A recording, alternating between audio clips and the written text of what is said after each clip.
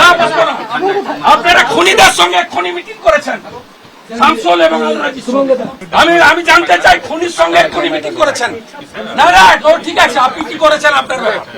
law and order আমি বলবো না আমি বলবো শিডিউল কাস্ট পরিবারের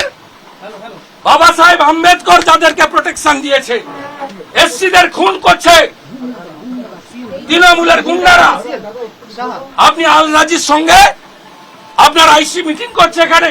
শামসুলের সঙ্গে আমরা এফআইআর যা দিয়েছি এফআইআর নম্বর দিন তারপর